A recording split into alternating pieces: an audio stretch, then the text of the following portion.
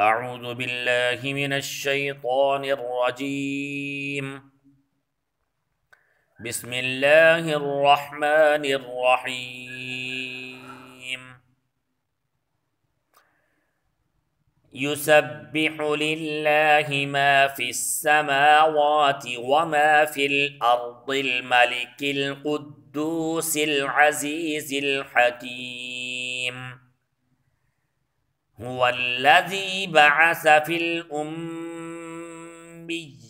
رسولا منهم يتلو عليهم آياته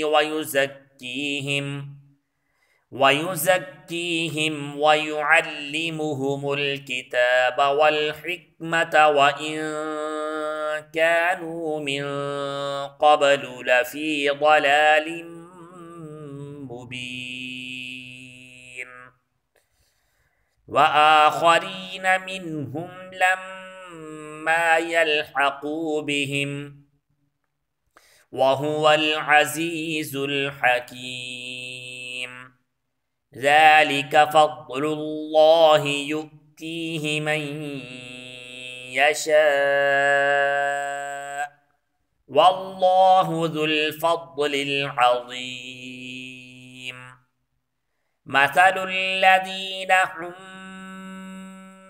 التوراة ثم لم يحملوها كمثل الحمار يحمل أسفارا بئس مثل القوم الذين كذبوا بآيات الله والله لا يهدي القوم الظالمين. قل يا أيها الذين هادوا إن زعمتم أنكم أولياء لله من دون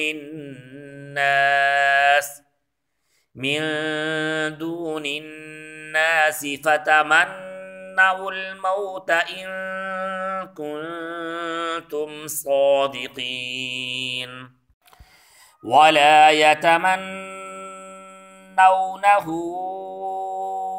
أبدا بما قدمت أيديهم والله عليم بالظالمين.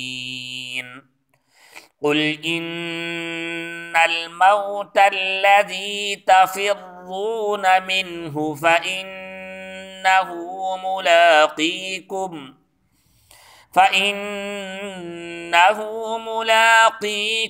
ثم تردون إلى عالم الغيب والشهادة فينبئكم بما كنتم تعملون. يا أيها الذين آمنوا إذا نودي للصلاة من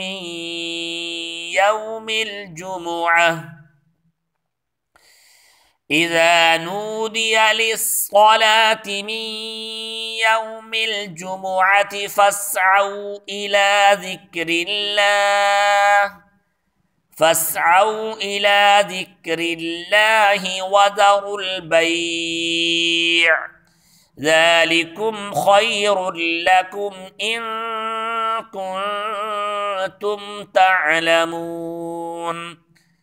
فإذا قضيت الصلاة فانتشروا في الأرض وابتغوا من فضل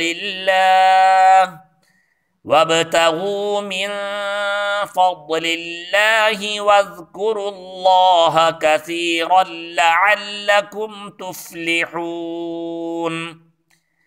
وإذا رأوا تجارة أو لهوا انفضوا إليها وتركوك